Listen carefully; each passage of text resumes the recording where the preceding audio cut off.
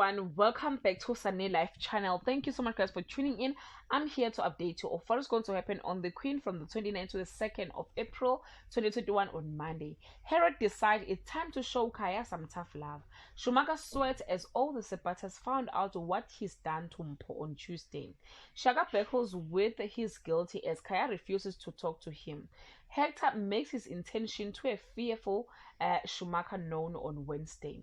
Schumacher tries with every ounce of his body to stay on the straight and narrows, but he just may not be strong enough. Kaya strings the causes along on Tuesday.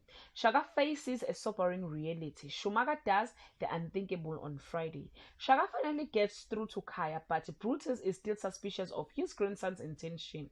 Caught red-handed, Schumacher can't see a way out of his dilemma. Guys, this is all I have for today. You can leave your comment below and share your opinion.